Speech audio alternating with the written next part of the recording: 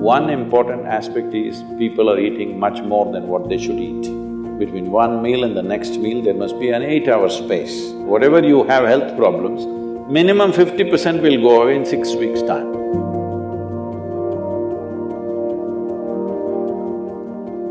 Namaskaram, Sadhguru.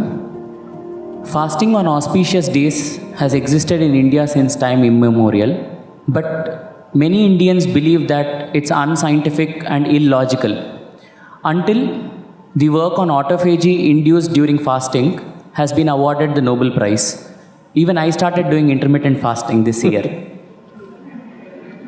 So why are such beneficial ancient practices being labeled orthodox and then immediately implemented once there is a Western approval?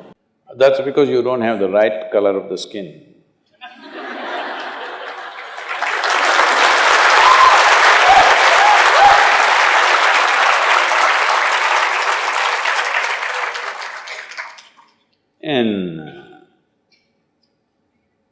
I've been talking about this for 40 years, all right? And I have seen hundreds and thousands of people who just become healthy and well simply because they're not fueling up all the time when the tank is filling. In the yoga center, everybody eats at 10 o'clock in the morning and at 7 o'clock in the evening. Our lives are very physically active. There are no automobiles inside the ashram, it's a large place. Everybody either walks or cycles. Even if you have to go to the dining hall, it's a kilometer. If you want to go to your workplace, it's half a kilometer, 1 kilometer, like this. All the time, people are physically active. So everybody is very hungry. By the time it's 3:30, 4 o'clock in the evening, they're extremely hungry. But we learn to live with that because hunger, empty stomach and hunger are two different things. Hunger means your energy levels start dropping. But empty stomach is a good thing. In the yogic sciences, today modern science also is coming in line with this. But what we know by our experience, you will spend $1 billion to come there. Because research is all about how many $1 million, that's how it is. Your body and your brain works at its best only when your stomach is empty. So we always make sure we eat in such a way, how much ever we eat, our stomach must be always empty within 2 to 2.5 hours' time maximum. So we go to bed hungry always. People think they cannot sleep. They can sleep. On an average, for 25 years on an average, I slept only 2.5 to 3 hours. These days I'm getting little lazy and sleeping anywhere between 3.5 to 4.5 hours in spite of the level of travel that I have. When I say level of travel, if I say my level of travel in the next few days, you will fall off your chair. Yes? Should I tell you? No, not necessarily. Because in the next 10 days, I'm in 5 different countries doing I don't know how many events, all kinds of events. So, you're able to keep this up simply because you don't overeat. It's very, very important. Everybody eats 2 meals. I generally eat only 1 meal, 4:35 in the evening, because I don't like to sit in front of the plate and worry about how much to eat. I like to eat well. So, 4:35 in the evening, if I eat a meal, it's only next day. Is this enough? Am I looking okay? Hello? I'm not looking like your patient, isn't it? I'm not going to come to you because any correction and purification that needs to happen in the body, your stomach needs to be empty. It's very, very important. Otherwise, the purification on the cellular level will not happen. You pile up things and then you have all kinds of problems. The first thing is inertia in the body. Inertia means there are many levels of inertia. If you don't notice all that, the amount of sleep that you have is inertia. All of you have come here to live or… Hello? To live, right? Not here, I'm saying into this life. You want to live or… The intention of life is to live, isn't it? But because you talked about American doctors, this is all being picked up here also. All American doctors say minimum 7 to 8 hours you must sleep.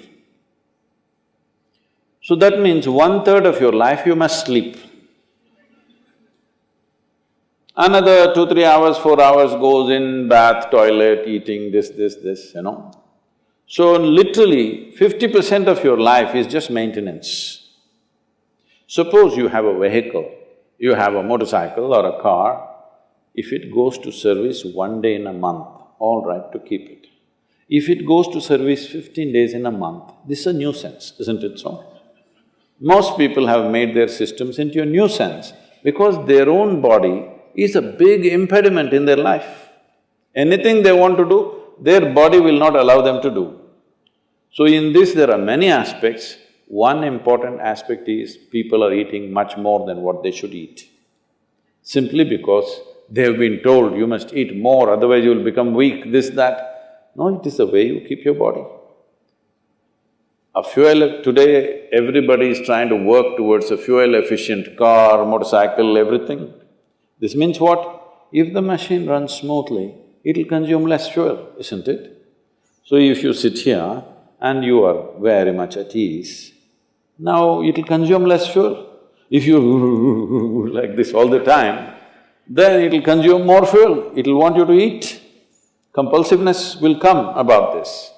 So, this new name, intermittent eating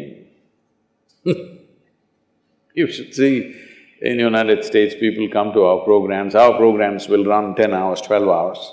So, but they will come with some biscuit and something else. They say, I have sugar intolerance, I have to eat. I tell them, you just be here, you're not going to die, I'll ensure, because I don't want anybody dead on my hands, all right? I'll make sure. You first day, no, I have to eat. By third day, they gave up all that. 12 hours without food they sat there, they're perfectly fine. See, health is not something you can do from outside. Health is something you have to do from within. From outside, when something goes wrong, you can seek some help. But all the time something is wrong with you, this means what? You're a faulty machine. Yes? All the time something is wrong with you, why? That's not how this is designed. This is designed for health. Every cell in your body is designed to create health, isn't it? They're all working hard to create health, except you. So, minimum 8 hours gap is what is recommended in yoga. Between one meal and the next meal, there must be an 8-hour space. If you do this, you will see half your problems of health, whatever you have health problems, minimum 50% will go away in 6 weeks' time. If you do certain other things which may right now seem little extreme to you, if you have a little yogic practice, something meditative within you, then you will see 90% of your problem will go off. 10% if it still persists, we can treat it. Now, it's become like this, the healthcare systems, especially where there is heavy insurance policies. People are eating and drinking all kinds of rubbish, go to the doctor and say, fix me. This is not how it works